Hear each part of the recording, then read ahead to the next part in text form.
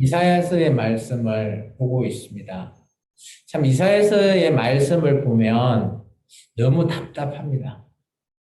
제가 이사야라고 하는 선지자라면 하나님께서 왜 이렇게 많은 것들을 보여는 주시는데 현실에 돌아와 보면 너무 답답한 거죠. 하나님의 뜻과 하나님의 계획은 무궁무진하다는 것을 깨닫고는 있지만 정말 현실에 와서 내 백성에게 이걸 전하고 싶은데 그 뜻을 알아주지 않는 백성들. 정말 하나님을 의지해야 되는데 그러지 못한 이 백성들. 어떻게 얘기를 해야 정말 이들이 하나님 앞으로 돌이킬 수 있을까? 참 제가 이사야라고 하면 아마 두 손 두 발 다 들었을 것 같습니다. 오늘의 말씀도 우리가 좀 전에 1절과 5절까지 읽었지만 참 답답하죠. 오늘 우리가 30장에 나오는 중요한 키워드가 몇 가지가 있어요. 그 중에 첫 번째는 우리가 좀 전에 읽었던 1절에 나옵니다. 패역한 자식들아. 패역한 자식의 동그라미를 치면 좋겠습니다. 30장은 제가 말씀의 주제를 패역한 자와 복 있는 자 이렇게 비교를 해놨어요. 근데 1절부터 패역한 자들에 대해서 나오죠. 그럼 과연 이 패역한 자가 누구냐? 이 말씀을 나중에 좀 읽어보면 이것은 바로 남유다를 가리키는 겁니다. 하나님이 그토록 사랑하고 하나님이 그토록 내 백성이라고 하는 이스라엘 민족, 그것도 남유다, 다윗의 후예들이 살아가고 있는 남유다 백성을 향해서 패역한 자식들. 그러면서 화까지 선포해 버리십니다. 시기적으로 배경을 한번 설명해 보면 이 당시는 아마 아수르가 제국하에서 가장 번성할 때고 남유다도 그리고 북이스라엘을 아마 점령했을 경우일 것 같습니다. 이게 북이스라엘이 거의 무너질 때쯤 그리고 남유다도 성읍을 다 차지하면서 예루살렘만 남겨놓고 둘러 진치고 있는 그 상황 기억나시죠? 우리가 열왕기하서를 보면서 근데 하나님께서 도심으로 그죠? 아수르 군대 19만 5천 명, 18만 5천 명인가요? 하루아침에 천사를 시켜서 다 죽여버리시잖아요. 그런 상황으로 생각하시면 될 것 같습니다. 현실의 현재 예루살렘, 남유다의 현실이라는 거죠. 근데 이때 하나님께서 이사야 선지자를 통해서 패역한 자식이라고 남유다 백성에게 말해버리는 겁니다. 참 어떻게 해석을 해야 될지 애매하죠. 자기 자식인데 쉽게 말해서 부모가 자식이 하도 말을 안 들으니까 뭐 자식 하면서 욕을 하죠. 그런 상황이라고 보시면 좀 공감이 될까요? 그런데 이제 하나님께서 왜 이렇게 화가 좀 났는지에 대해서 설명하고 있죠. 1절 하반절에 보면 이렇게 얘기합니다. 그죠? 그들이 계교를 베푸나 나로 말미암아 하지는 않고 그죠? 맹약을 맺으나 나의 영으로 말미암지 하지 않는다. 그리고 그들이 하고 있는 것이 죄인데 그 죄를 계속 누적시킨답니다. 계교, 맹약 이런 것들은 뭔가 하나님과의 맺은 언약, 약속 이렇게 생각하시면 쉽게 이해될 것 같습니다. 쉽게 말해서 남유다의 백성들은 하나님 백성이잖아요. 그들이 늘 외칩니다. 성전에 가서 제사도 드리고 나는 하나님의 백성이다 라고 얘기하고는 있지만 실제 삶이죠. 살아가는 삶은 하나님 뜻과 전혀 상관없는 뜻으로 행한다라는 거죠. 저는 여기에 좀 눈여겨볼 필요가 있다고 봅니다. 우리도 마찬가지일 것 같아요. 물론 오늘 주일이니까 나와서 예배 드리시는 여러분은 해당되지 않을 것 같은데 나 예수 믿고 예배도 잘 드리고 교회 잘 다닙니다. 라고 하지만 주일 하루만 그렇게 잘 다니면 오늘 이 말씀 1절의 말씀과 똑같다라는 거예요. 남아있는 6일 동안은 내 마음대로 살고 주일날 와서 예배만 잘 드리면 되지 라는 상황을 그대로 말하고 있는 듯한 말씀이 오늘 30장 1절부터 5절의 말씀입니다. 근데 이때 지금 제가 배경적인 제가 좀 지식을 좀 전해줬죠. 아수르가 남유다를 에워싸고 있대도요. 예루살렘 성을. 그러니까 이들이 어떻게 해야 되죠? 그들을 원래 보통 같으면 자기들이 믿는 신에게 기도하고 살려달라고 해야 되지 않겠습니까? 그런데 오늘 이들이 왜 1절에 얘기했던 하나님이 왜 이렇게 설명했는지가 2절 하반절에 나와요. 2절에 보면 애굽이라고 하는 이 당시 이집트라고 하는 막강한 나라가 있잖아요. 그들이 어때요? 이집트에 도움을 요청한 겁니다.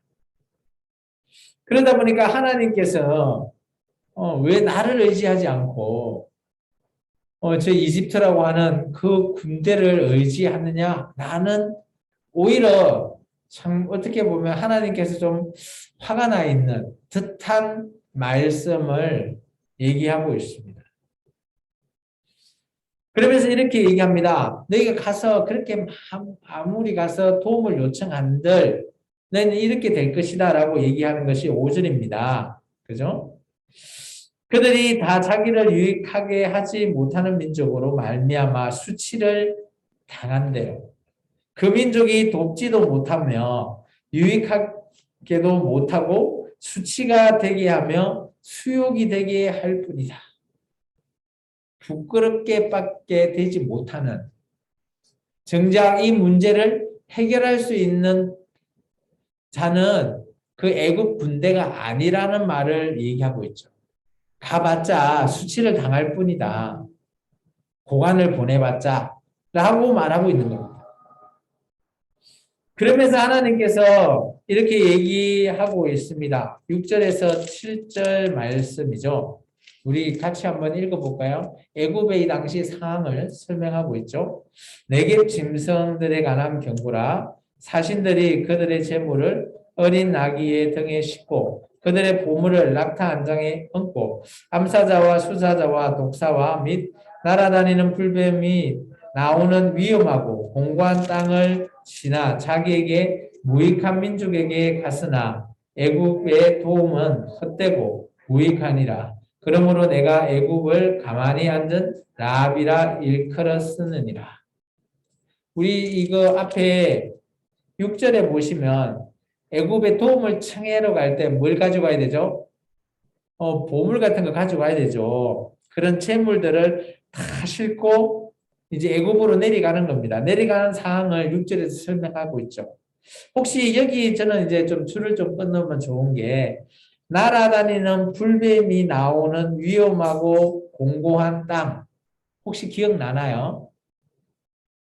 이거 모세가 출애굽한 이후에 광야에서 그죠? 놋뱀 사건 혹시 기억나는가요?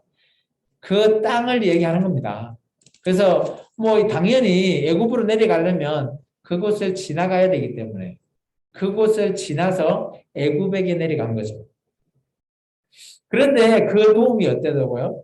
하나님 말씀은 헛되답니다. 무익하답니다. 그리고 애굽을 하나님께서 어떻게 하셨다고요? 가만히 앉아 있는 라합. 여기 라합이라고 하는 것은 우리가 라합하면 또 사람 이름 같기도 하죠. 등장하는 이름인데 여기서 말하는 라합은 바다에서 올라오는 괴물이라고 생각하시면 됩니다. 그처럼 애굽을 그냥 가만히 앉혀만 놓겠다라는 거예요. 도움을 주지 않겠다라는 거죠. 그러면서 하나님께서 이 백성에게 깨달을 수 있는 방법을 제시하고 있습니다. 그것이 8절이죠. 8절 같이 읽어볼까요? 이제 가서 백성 앞에서 서판에 기록하며 책에 써서 후세에 영원히 있게 하라. 참 이건 중요하다라고 보여져요. 기록해라. 기록하며에 줄을 좀 끊으면 좋겠어요. 이게 키워드입니다. 두 번째 키워드. 기록한다라는 거는 그 당시의 사람들뿐만 아니라 후세에게도 남길 수 있는 거라는 거죠. 왜 이것을 남겨야 될까? 지금 이 당시에 이스라엘 백성이 너무 무지하다라는 거죠. 하나님을 알지 못하는 패역한 백성이라는 겁니다. 안 좋은데 기록을 남겨야 되냐? 네, 남겨야 되는 겁니다. 후세에서는 이 기록을 통해서 하나님을 찾을 수 있는 길을 제시하고 있기 때문이죠. 그러면 그 어떤 기록을 남겼는지에 대해서는 9절 하반절에 설명하고 있습니다. 9절에서부터 14절까지죠. 우리 한번 같이 읽어보겠습니다. 대저 이는 패역한 백성이요 거짓말하는 자식들이요 여호와의 법을 듣기 싫어하는 자식들이라. 그들이 선견자들에게 이르기를 선견하지 말라. 선지자들에게 이르기를 우리에게 바른 것을 보이지 말라. 우리에게 부드러운 말을 하라. 거짓된 것을 보이라. 너희는 바른 길을 버리며 첩경에서 돌이키라. 이스라엘의 거룩하신 이를 우리 앞에서 떠나시게 하라 하는도다. 이러므로 이스라엘의 거룩하신 이가 이같이 말씀하시되 너희가 이 말을 업신여기고 압박과 허망을 믿어 그것을 의지하며 이 죄악이 너희에게 마치 무너지려고 터진 담이 불쑥 나와 순식간에 무른식 같게 되리라 하셨은즉 그가 이 나라를 무너뜨리시되 토기장이와 가 그릇을 깨뜨린 같이 아낌없이 부수시리니 그 조각 중에서 아궁이에서 불을 붙이거나 물 웅덩이에서 물을 뜰 것도 얻지 못하리라. 얼마나 무지한고 하면요. 이 백성들이 하나님의 선지자들 또 선견자들 이런 자들에게 다른 말을 하잖아요. 이렇게 하면 안 돼요. 라고 하는데 그런 말 하지 마. 듣기 싫다라는 거죠. 우리에게 사탕발림 같은 좋은 말. 여기 보면 10절에 부드러운 말, 거짓된 것을 보이라는 거죠. 진리가 아닌데 거짓된 거, 거짓말인데 그것을 해래요. 왜 그럴까 보니까 11절에 이렇게 되어 있습니다.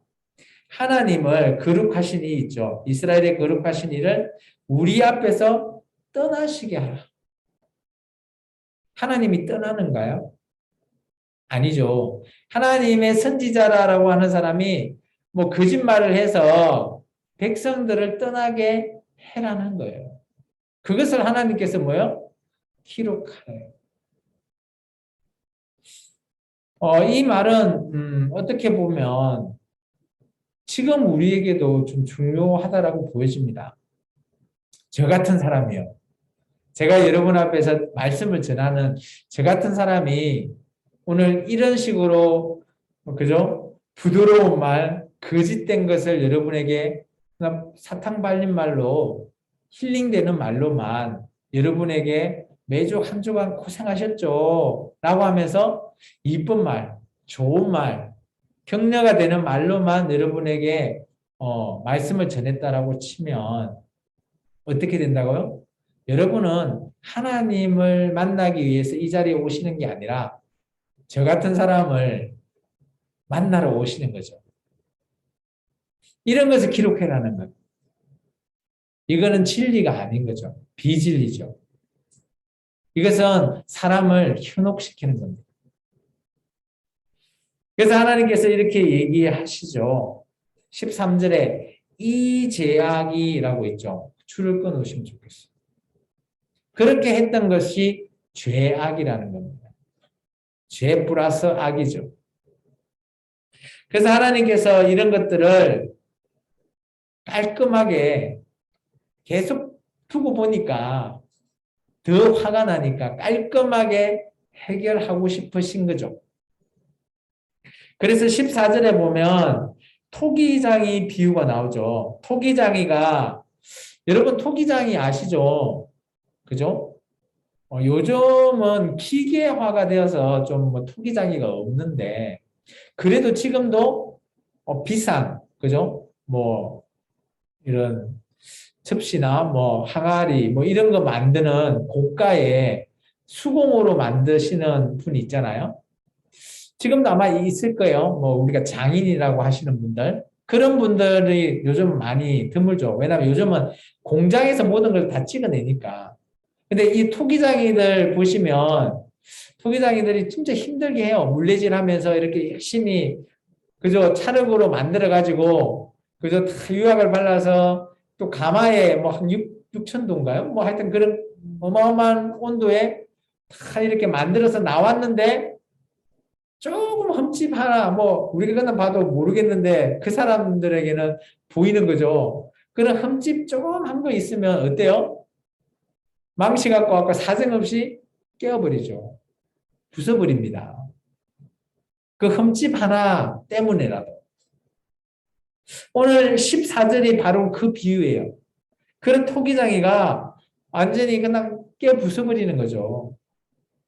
누구를요? 이 토기가 누구예요? 바로 남유다 백성. 토기장이는 하나님이시라는 거예요. 우리 그 빈 곳에 유사한 연관된 요절은 아닌데 말씀이 있어요. 예레미야 19장이라고 좀 적어 놓으면 좋겠어요. 예레미야 19장은 이게 토기장의 비유가 또 나오거든요. 여기는 뭔가 하면 이 당시에 예레미야 시대 때 어떻게 보면 그 나라의 백성들 왕뿐만 아니라 일반 백성들도 힘드니까 자기 자식들 걸 태워서 제사 드리는 도벳이라고 하는 산당이 나옵니다. 그곳에 이렇게 막 드리는 거 이런 걸 통해 보신 하나님이 오늘 이 토기장의 비유같이 다 깨트려 버리겠어, 다 부숴버리겠다. 라고 하는 말씀이 예레미야 19장에 나오거든요. 그곳에 도벳이라고 하는 단어가 나오고요. 놀랍게도 여기도 나옵니다. 33절에 보면 도벳이 나오거든요. 똑같은 그곳입니다. 어쨌든 간에 하나님은 지금 하고 있는 이스라엘 민족이 자기 백성이 하고 있는 그 모든 일들이 마음에 들지 않는 거죠. 그래서 다 깨부수고 싶으시는 하나님의 마음을 오늘 전하고 있다는 거죠. 그러면서 하나님께서 이렇게 얘기하십니다. 야, 너희가 살아남을 수 있는 길을 내가 제시하겠다. 그게 오늘 15절부터 17절까지 내용이죠. 어떤 방법이 하나님께서 제시하는 살아남는 길인지 한번 읽어볼까요? 주 여호와 이스라엘의 거룩하신 이가 이같이 말씀하시되 너희가 돌이켜 조용히 있어야 구원을 얻을 것이요 잠잠하고 신뢰하여 힘을 얻을 것이거늘 너희가 원하지 아니하고 이르기를 아니라 우리가 말 타고 도망하리라 하였으므로 너희가 도망할 것이요 또 이르기를 우리가 빠른 짐승을 타리라 하였으므로 너희를 쫓는 자들이 빠르니니 한 사람이 꾸짖은즉 천 사람이 도망하겠고 다섯이 꾸짖은즉 너희가 다 도망하고 너희 남은 자는 겨우 산 꼭대기 깃대 같겠고 산 마루 위에 기치 같으리라 하셨느니라. 하나님의 구원의 방법이 이렇게 있죠. 15절 한 중간 정도에 나옵니다. 돌이키고 조용히 있으래요. 하나님께 돌이키고 조용히 있어 잠잠해라. 그리고 잠잠하고 신뢰하면 하나님을 신뢰하면 너희가 힘을 받는다. 라고 하나님께서 아마 이사야 선지자를 통해서 말씀을 전했을 겁니다. 근데 지금이 어떤 상황이라고요? 아수르 군대가 예루살렘을 둘러싸고 있고 성 내에서는 배고파 죽고 이런 상황인데 조용하고 잠잠히 기다릴 수 있겠습니까? 어떻게 해야 되죠? 피난 가야죠. 도망가야 되지 않겠습니까? 그들의 선택이 16절과 17절이죠. 도망갑니다. 말을 타고 가고 더 빠른 짐승. 요즘 같으면 어떻게 피난 가죠? KTX 타고 갈라나? 싱 하고 도망가야 되는 상황이죠. 근데 하나님께서 17절에 이렇게 얘기합니다. 그래 가봤자 소용없다. 라면서 중요한 키워드가 하나 또 더 제시됩니다. 남은 자 있죠. 그게 동그라미 쳐보십시오.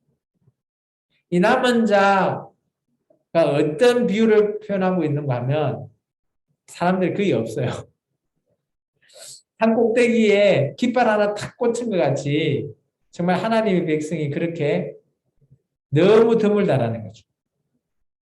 그런 드문 자에게 하나님께서 그런 자들에게 하나님이 어떤 말씀을 하시는가 하면 18절에 보면 복이 있답니다. 18절 같이 읽어볼까요? 그러나 여호와께서 기다리시나니 이는 너희에게 은혜를 베풀려 하시며 일어나시리니 이는 너희를 긍휼히 여기려 하심이라. 대저 여호와는 정의의 하나님이시라. 그를 기다리는 자마다 복이 있도다. 우리는 어떻게 해야 되죠? 하나님을 기다리잖아요. 여러분 오늘 예배 드리러 왔을 때 여러분은 하나님을 만나기 위해서도 왔지만 하나님이 예수님이 이 땅에 재림할 걸 기다리시는 거 맞죠? 저와 여러분이 이런 자예요. 이런 자에게 뭐가 있다고요? 복이 있답니다. 여러분 복 받는 자 되시겠습니까? 그러면 여러분은 잠잠하고 조용히 여러분을 하나님께 돌이켜서 조용히 있으셔야지만이 하나님께서 구원을 주시고요. 복을 주신대요. 오늘 이 30장의 말씀을 통해서 조합해 보면 그런 거죠. 지금 우리의 구원과 차이가 큰가요? 비슷하죠? 그죠? 우리는 어때요? 우리가 예수님을 믿고 거듭났잖아요. 중생의 과정을 거치며 그리고 그다음 뭐 예수 믿으신 끝 아니죠. 우리 삶 가운데 성화의 삶을 사잖아요. 잠잠히 하나님께 우리가 돌이켜서 잠잠히 하나님을 신뢰하며 사는 것, 그 성화라고 할 수 있습니다.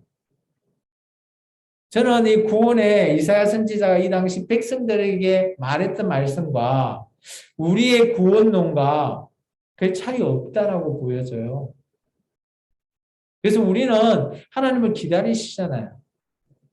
물론 이 땅에서 예배를 드리는 것은 하나님을 만나는 길이라고 우리는 정하고 있지만 직접 지금 우리는 못 만나잖아요.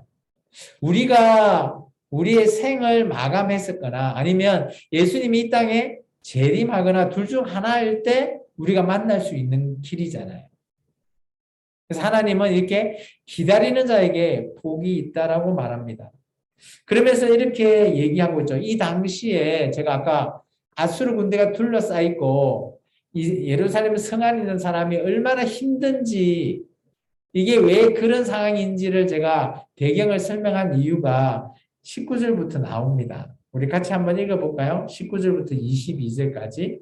시온에 거주하며 예루살렘에 거주하는 백성아, 너희는 다시 통곡하지 아니할 것이라. 그가 내 부르짖는 소리로 말미암아 내게 은혜를 베푸시되 그가 들으실 때에 내게 응답하시리라.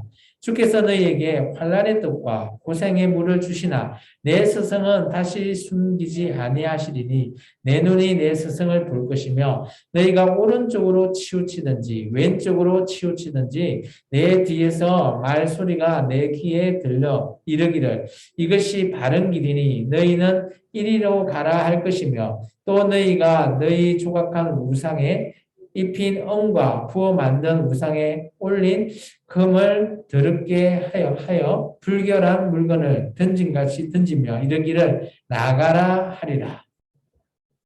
여기 보면 19절에 봐보세요.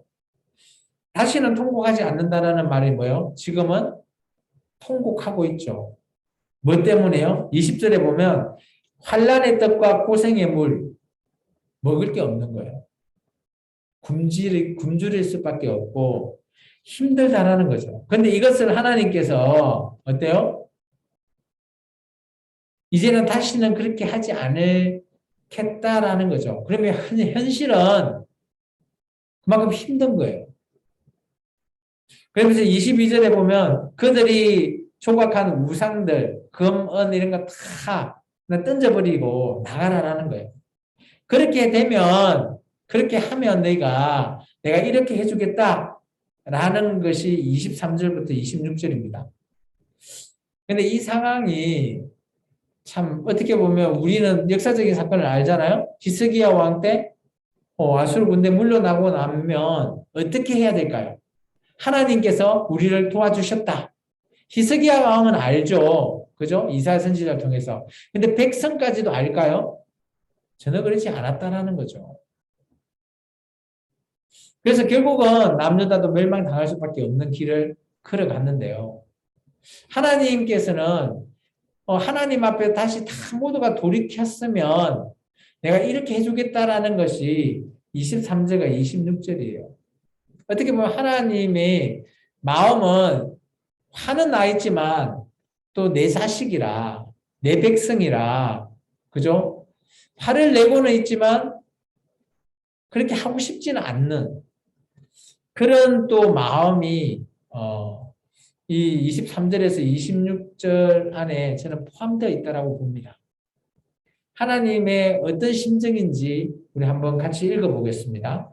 내가 땅에 뿌린 종자에 주께서 비를 주사 땅이 먹을 것을 내며 곡식이 풍성하고 기름지게 하실 것이며 그날에 내 가축이 광활한 목장에서 먹을 것이요 밭가는 소와 어린 나귀도 키와 쇠사람으로 까부르고 맛있게 한 먹이를 먹을 것이며 크게 살육한 날 망대가 무너질 때 고산마다 준능마다 그 뒤에 개울과 시냇물이 흐를 것이며 여호와께서 자기 백성의 상처를 싸매시며 그들의 맞은 자리를 고치시는 날에는 달빛은 햇빛 같겠고 햇빛은 7배가 되어 7날의 빛과 같으리라.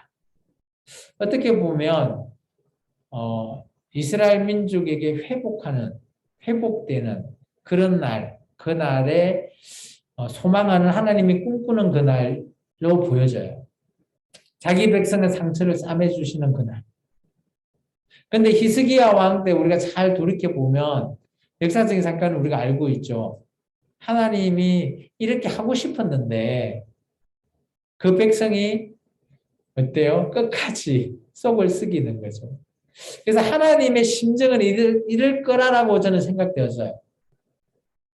하나님은 야 이제는 이들이 힘드는 것이 돌이켰으니까 내가 이렇게 해주고 싶다라고 했는데 그렇게 하지는 못한 것 같죠. 그러면서 하나님께서 지금 이스라엘 백성의 위기에 처해 있잖아요. 아수르 군대가. 그래서 아수르 군대를 하루아침에 다 죽여버리는 그 사건을 아마 얘기하고 있는 것 같이 보입니다. 27절에서 33절이요.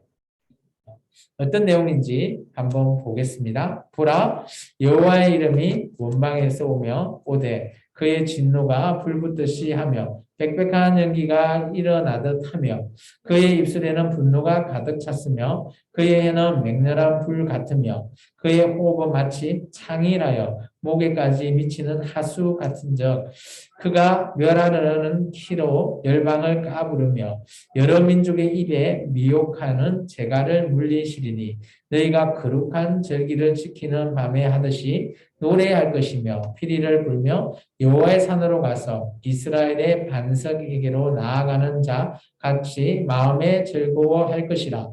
여호와께서 그의 장엄한 목소리를 듣게 하시며 혁혁한 진노로 그의 팔에 치심을 보이시되 맹렬한 화음과 폭풍과 폭우와 우박으로 하시리니 여호와의 목소리에 아수르가 낙담할 것이며 주께서 막대기로 치실 것이라. 여호와께서 예정하신 몽둥이를 아수르 위에 더하실 때마다 소고를 치며 수금을 탈 것이며 그의 전쟁 때에 팔을 들어 그들을 치시리라. 대저 도벳은 이미 세워졌고 또 왕을 위하여 예비된 것이라. 깊고 넓게 하였고 거기에 풀과 많은 나무가 있은즉 여호와의 호흡이 유황 개천 같아서 이를 사르시리라.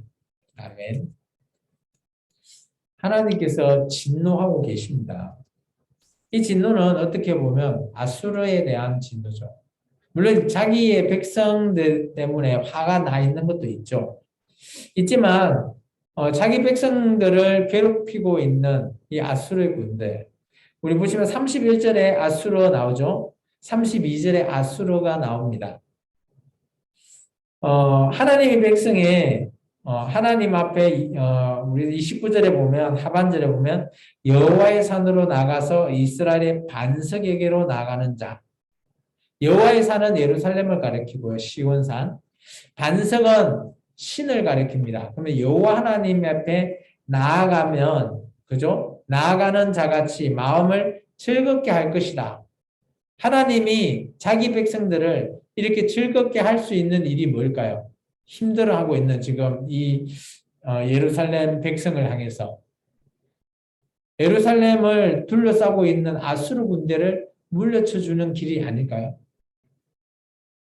그래서 하나님께서는 내가 아수르 군대를 진멸시키면 이들이 하나님 산에 나와서 하나님께 기쁘게 그죠? 요즘 같으면 예배 드릴 것이다. 하나님은 생각하고 꿈꾸지 않았을까? 그렇게 저는 여겨집니다. 그래서 하나님께서 31절과 32절의 표현을 통해서 보면 하나님께서 막대기로 아수르를 치고요. 예정하서 몽둥이로 아수르를 쳐버리겠대요. 진멸시키겠다라는 겁니다. 그래서 어떻게 보면 남유다는 아수르에 의해서 멸망당하지 않죠. 바벨론이라고 하는 그 다음 제국에 의해서 멸망당하죠. 그래서 하나님은 이 당시에 아수르 군대를 이렇게 멸망시켜 버립니다. 33절 보시면 여기 도벳이라는 단어가 나오죠. 아까 제가 14절 통해서 설명드렸거든요. 이 도벳은 이 당시에 인신제사를 드리고요. 그죠? 이게 흰놈의 골짜기라고 하는 예루살렘 맞은 건너편 산당에 이렇게 세워져 있습니다. 거기에는 많은 풀과 나무가 있어서 하나님께서 다 살라버리겠답니다. 마치 아수르 군대를 도베 산당에 그죠? 인신제사로 드린 것처럼 아수르 군대를 다 살려버리게 하겠다라는 표현으로 쓰여질 수도 있고요. 또 이 도베 산당은 어떻게 보면 사람을 태우는 거잖아요. 아수르 군대를 다 죽이고 난 이후에 이스라엘 백성이 아마 도베 산당에서 태웠지 않았을까? 뭐 그런 표현일 수도 있고요. 어쨌든 간에 하나님이 원하시는 내용들, 오늘 패역한 자기 백성이지만 그래도 하나님이 꿈꾸는 하나님의 나라를 생각했을 때 그렇게 기다리고 있는 아까 남은 자를 통해서 하나님은 그래도 그들이 복 있는 자가 될 것이라고 말하고 있는 겁니다. 그래서 아까 제가 키워드 몇 가지를 던져줬죠. 그 키워드를 잘 조합해 보면 오늘 말씀에 하나님이 원하시고자 하는 말씀이 담겨져 있다는 겁니다.